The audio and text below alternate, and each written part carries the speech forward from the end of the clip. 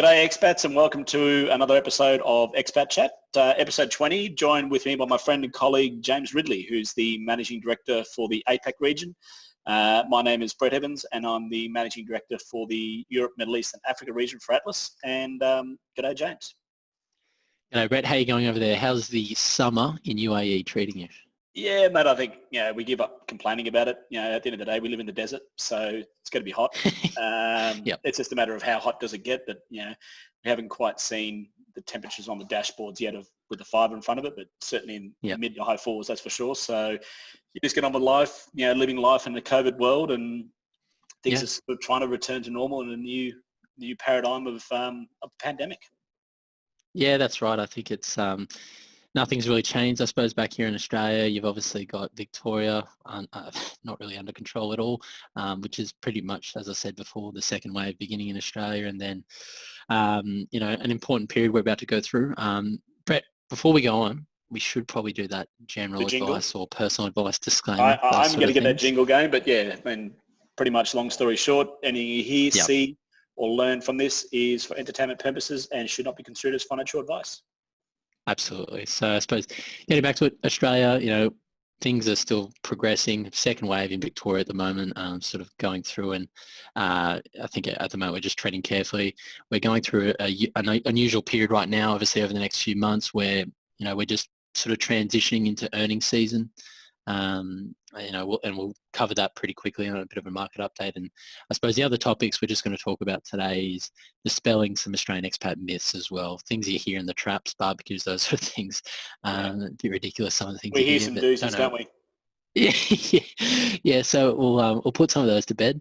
But I suppose, looking back at Australia and you look over the next few months, what's coming up, we've obviously got earnings season right now.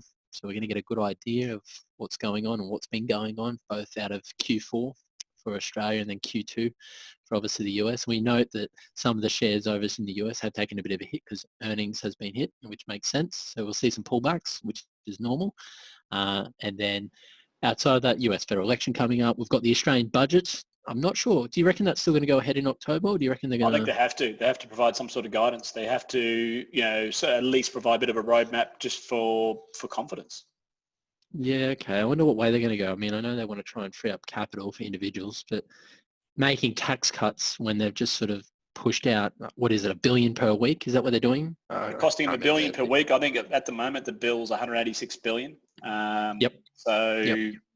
And growing as things drag on. So I don't know. I can just see tax reform. I just in my mind, it's just tax reform written all over it. Now, how they're going to achieve that while not trying to style for the economy, who knows? But they've got to pay the piper at some point. Yeah, that's right. I think that we're at a situation now where it's an intergenerational probably deficit. I think we can all agree on that one. But as COVID keeps playing out, we're still waiting for that amazing vaccine news, which wouldn't be very soon. As I said, I was talking to a client the other day about whether a vaccine could come out, very quickly, very soon, without us all taking it and, growing a third ear or another eyeball or anything like that. But obviously clinical testing's come a very long way since probably 30 years ago. So hopefully something comes about, but at least plenty of medications and I suppose drugs are coming out where it helps treat obviously the symptoms, which is great news. But I suppose when we look at earnings season right now, Brett, what do you think some of the key themes that we might see coming out?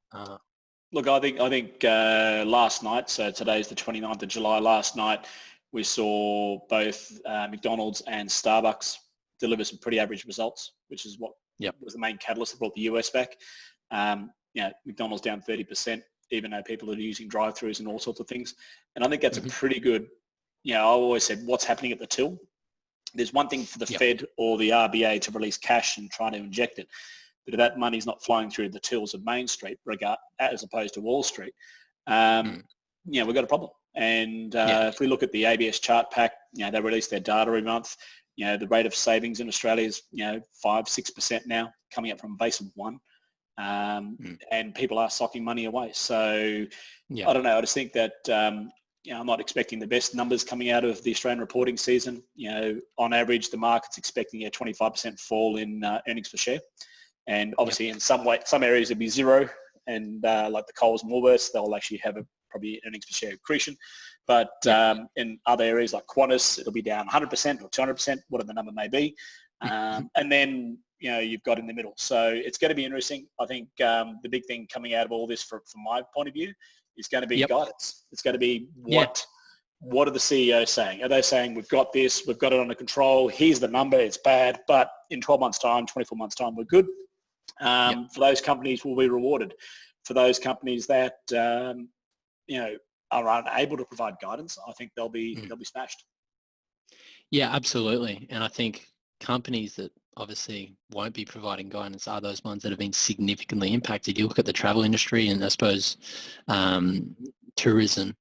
If there is another second wave, a third wave, a fourth wave, those industries are going to be absolutely smashed. They really will. And they can't really provide guidance because it's just determined by sometimes, humans not doing the right thing, obviously being infected, not reporting where they've come from. We've just seen it happen in Queensland with 2 teenage girls where they've probably caused the second wave or the catalyst one because they've been in the community for the last 8 days. So who knows where they've been. But that's just an example. I know, probably a good example of sort of the current environment the last few months. Temple & Webster online furniture store, they reported a 79% increase in revenue over 12 months. And it's probably due to the fact that everyone's setting up their home offices. So there's an unusual sort of theme that sort of develops. Sort of these e-commerce stores or sort of businesses probably have done really, really well. Consumer staples, as you mentioned. Another key theme. So it'd be interesting to see what JB Hi-Fi's of the world, they're all going to be, any electronics and furniture, I think is, you're on the money. Yeah, that's right. And I think that's going to probably reflect in a lot of probably revised portfolios at the end of sort of or the start of September where, okay, they're going to, make a change, obviously focus on key thematics, regardless if there's a second, third or fourth wave. We know these industries are still going to keep ticking over, keep doing well.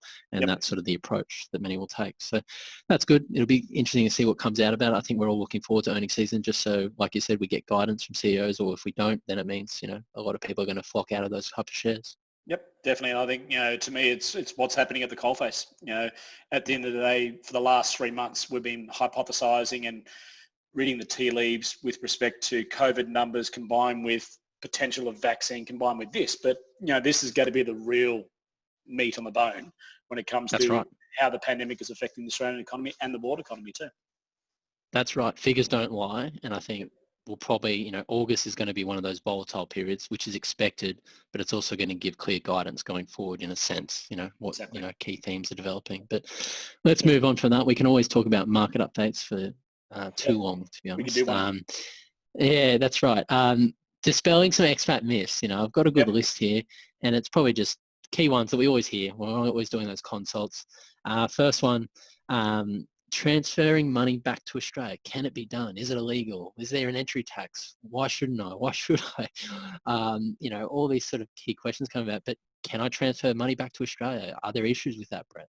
Not at all. It's something that, I think the word analysis paralysis is probably the best way to describe it. People are fearful that by transferring money back to Australia, is it going to jeopardise their non-residency status? And the answer is yes and no. So it's not as clear. It depends what the purpose of the money is. So very clear answer there. That's right. At the 40,000 foot level, no, it doesn't.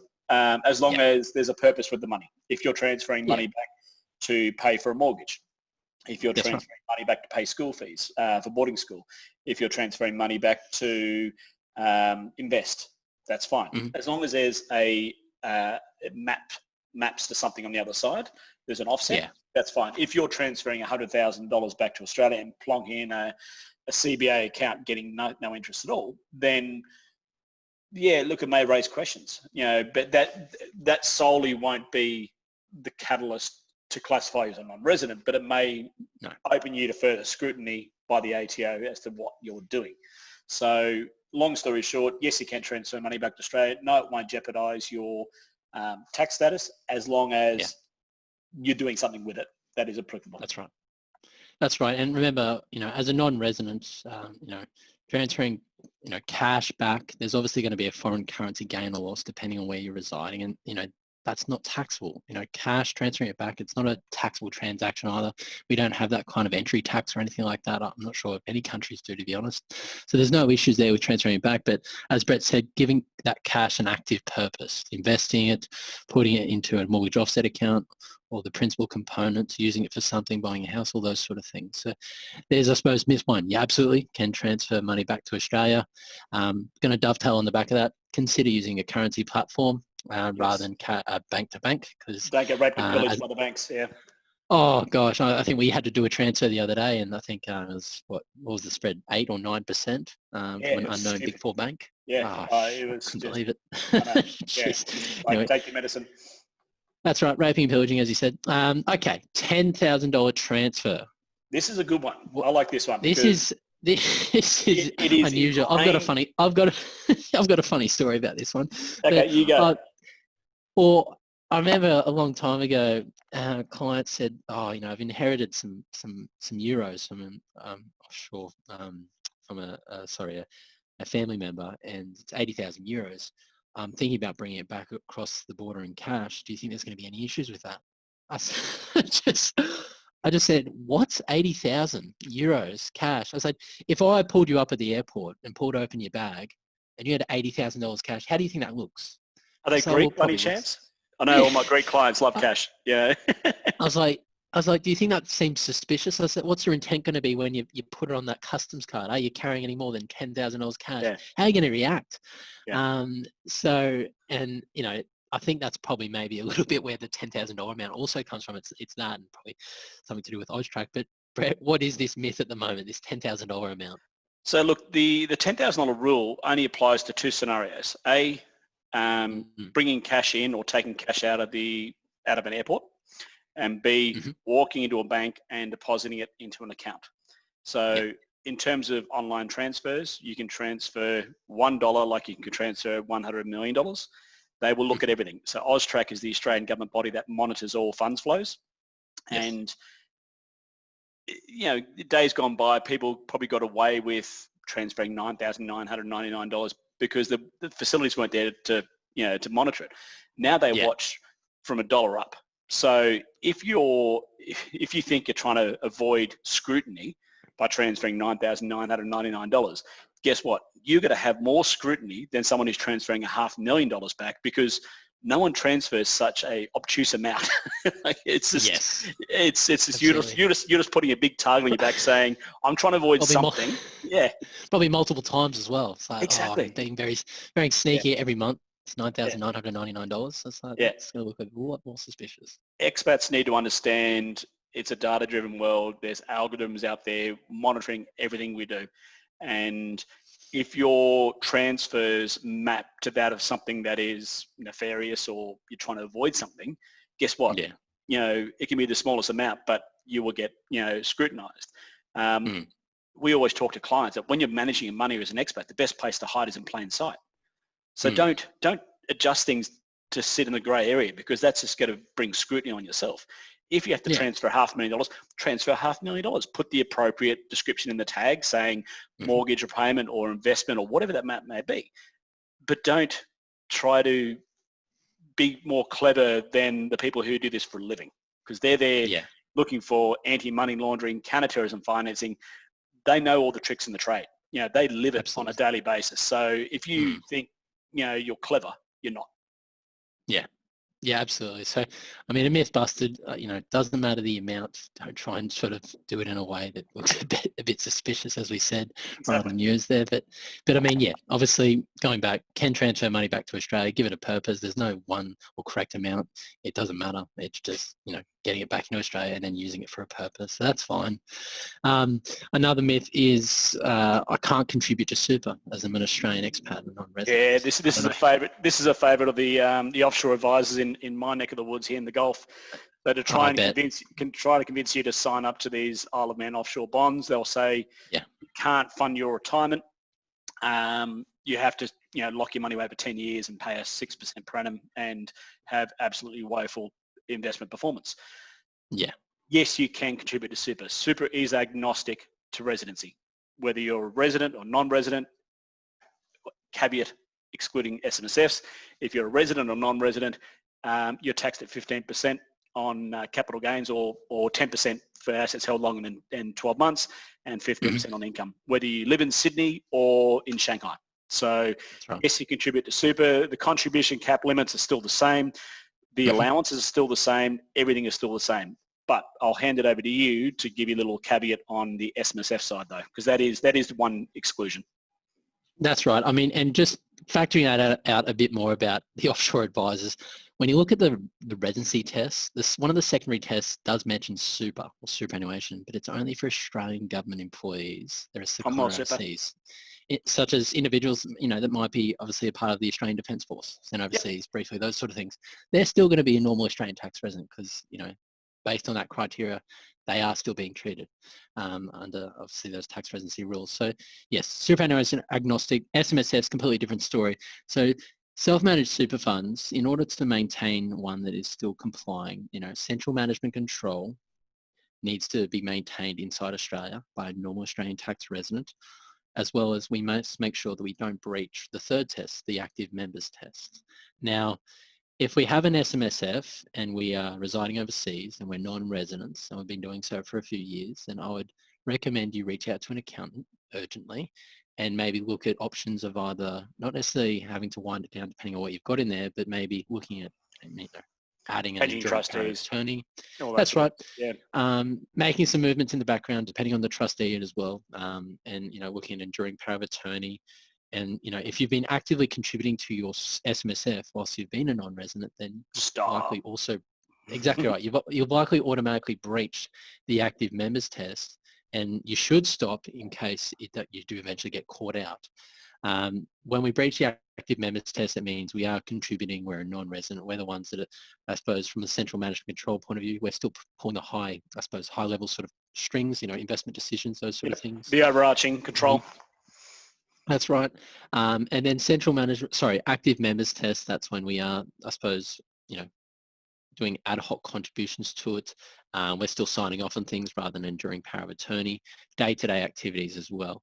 So the reason why we want to avoid doing that when we have a self-managed super fund and breaching these rules is because, well, if the ATO audits us and they find out, it means the SMSF is deemed to be a non-complying superannuation fund, and therefore we are taxed at the highest marginal tax rate, going up to almost, I suppose, 47%, depending on the Medicare levy as well. We can lose half the, that's right, half balance, half the income of the assets go.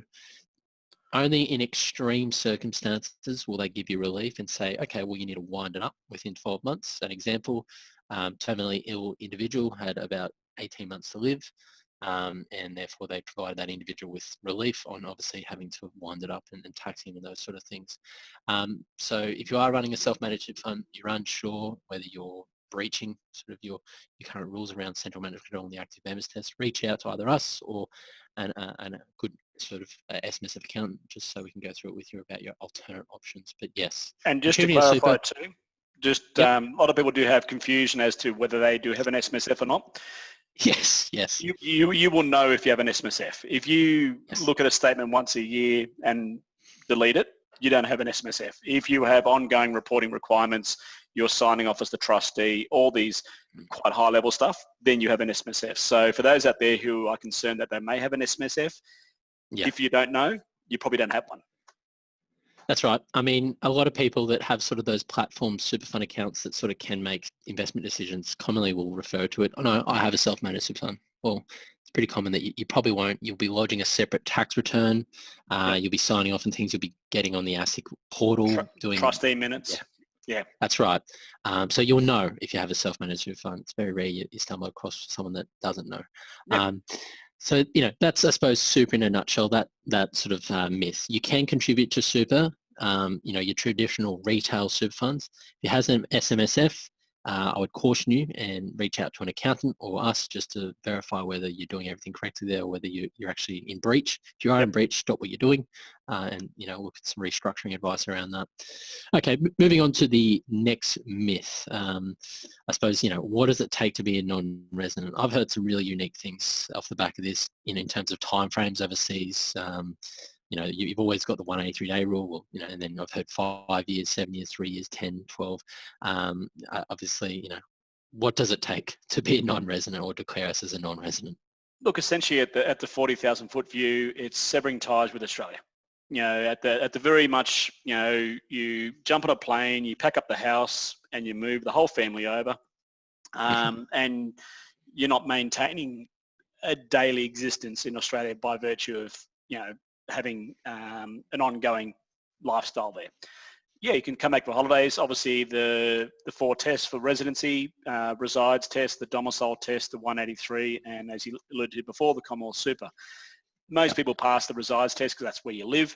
Just to preface this as well too, the tax residency rules were written in 1936, so the phraseology is very archaic and so is the structure. But domicile is what catches most people out. And quite often we hear people saying, but I passed the 183-day test, I'm out of the country for longer than 6 months. You need to pass all tests, in order to, or fail all tests to be classified as a non-resident. And what that virtually means is, yes, you can reside overseas, and yes, you can be living overseas for longer than 6 months. But on the domicile, if they can perceive that your behaviours match that of an Australian resident as opposed to a non-resident, then that's what can pick you up. And we've seen cases in the courts before of people who making salary transfers and also signing up to things like sporting shooters licenses, where they had to tick a box to say, it's a declaration to say they're a resident, that the ATO have used that. So to me, it's really just making sure that you really go through that list and make sure your behaviours map to that of in my case in Dubai, map to that of an Emirati more so than an Australian resident. But you can't just qualify as a non-resident for 6 months. That's pure and simple. No, that's right. And I mean, taking that a step further, you always want to seek advice in that realm about declaring yourself as a non-resident. I've heard cases where they've been overseas for a few years and their accountant that they're still using, still treating them as an Australian tax resident, but all their circumstances actually meet that of a non-resident. They've got no intention of coming back, and it means they're paying more tax than they have to because they're maybe in a tax-free realm, but they're also paying tax on that income on the ATO side. So seeking advice around that, there's plenty of myths around that, but always seek advice as to whether you're declared a non-resident. It's very unusual when you're a tax resident of 2 countries at once and you're doing that for a few years. It's very unusual. Exactly. So just careful with that one. The next myth is Medicare. Medicare is an interesting one. Can you use it? Can you not? And it's confusing because if you go onto Centrelink or the Department of Health website, it specifically says that if you live overseas, you can use your Medicare card when you return back to Australia. And essentially, just to explain this, on your Medicare card, you have a 5-year expiry. And what that means is that while that card is valid, you are still able to use that card back in Australia, even if you live overseas, according to Centrelink and the Department of Health. Now, that's fine. But on the other side, coming back to that behaviours test with the domicile, would an Emirati use a Medicare card to seek local services if he had one? No, he wouldn't. So therefore, the behaviour, you may fail the domicile test by doing it.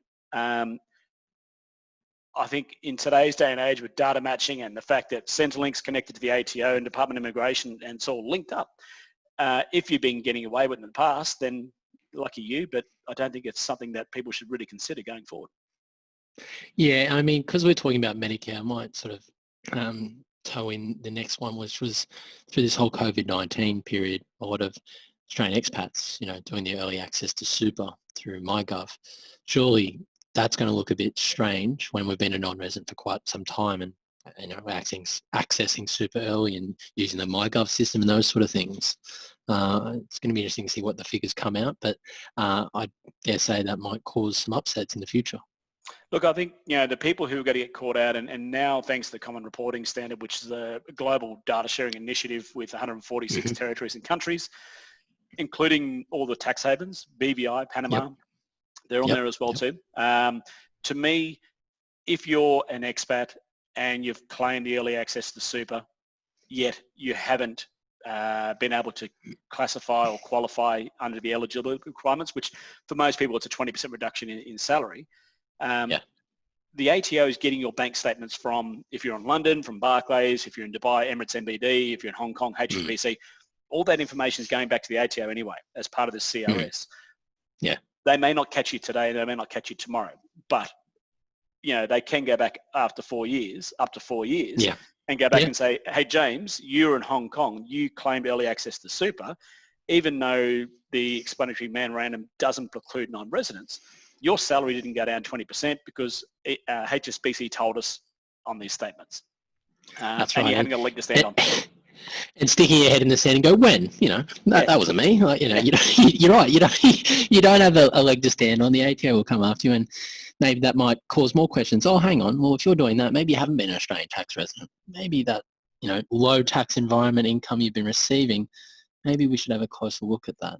And you know what? The ATO gets $12,500 if you fail that. So they've got a pretty good motivation to go after people who falsely claim that. Yeah, absolutely. I remember you making, I was going to say, an argument about CRS to do with the US. Do as I say, not as I do. So the US, US is the only country that is not a signatory to the CRS. So, Bizarre. You got places like BVI, Panama, Luxembourg, Hong Kong, Dubai, London, everywhere is signed up to the CRS except the United States. So the United States have their own version, which is FATCA, which is inward reporting of, US citizen and US resident data to the IRS. But they don't have to share their toys. So they would do it for the sake of criminal investigations and those sort of things. But they're like, give us all your data, but we're not going to share our data back to you. So it's a bit unusual, that whole FATCA, because I remember watching a Senate hearing about FATCA and actually what a disaster it's been for the US and how they still can't quantify what they still don't know about, all these offshore accounts, millions and millions and millions of dollars. They have the data, but they don't know really how to pull it apart and go, well, what have we actually missed here? In terms of taxation. So it's going to be interesting to see whether that ever gets revisited or repealed, FATCA, because it's just a bit of an abomination, that one. But obviously it's making the world a lot smaller to live in. You can't really hide anything anymore. You have to do the right thing. It's always good to do the right thing, but now you really, really have to do the right thing. Otherwise, there could be unintended consequences down the track. Absolutely. And I suppose one of the last myths that I wanted to just raise as we wind this up was I come across a lot of people that believe that they can just roll their foreign pension, provident fund, 401k, whatever it might be, just into their super fund when they leave. Unfortunately not. The only one you got to hope in hell in doing is doing what's called an ROPS transfer from the UK to Australia.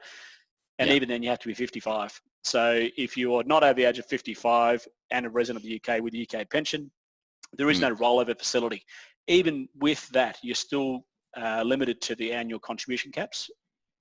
But if you're coming out of a 401k, a provident fund out of Asia or the Middle East, it's virtually no different to you reaching into your wallet and putting cash in. So there is no rollover benefit. There is no like for like apples and apples comparison. It's apples and chalk. They're completely different. Yeah, absolutely. And it's just bizarre that that sort of information is out there. A lot of people do think you can roll it over, but completely different tax vehicles. The way super is, the way a US 401k is. As you mentioned, the UK SIPs or the UK pension scheme, it really can't be done. Again, when you withdraw it, depending on where you are, if you're an Australian tax resident, you're drawing a foreign pension as a lump sum, it's highly likely a large portion of that could be taxable by the ATO. Same with income streams, how that's going to be taxed. And if there is maybe a bilateral social security agreement in place between, say, the US and Australia or the UK and those sort of things, doing some research on that. But yes, always seek advice on that. You can't just roll a foreign pension into an Australian super fund. No, it's like going from left-hand drive to right-hand drive. It's completely different. Yeah, that's exactly right. I mean, those are the majority of the myths that I wanted to cover off on today, Brett. Did you have anything further to add on that list? No, look, I think let's put it out to the listeners. If you're watching this on YouTube, write in the comments below what some of your myths are you've heard. And, this is something that these shows are driven by the viewers, and we want to answer the questions. So if you are watching this or listening to this, watching it, write in the comments below in terms of what you think, is your craziest myth you've heard, and we'd love to dispel it. Absolutely. I think they would love nothing better to do than that. So that's right. Anyway, I don't have anything further to add to today's call, Brett. I think wrap it up there. We leave it there, and we'll catch everyone on the episode 21 of Expat Chat. Lovely. Okay. Speak to you soon, Brett. Cheers, mate. Thanks, mate. Bye. See ya.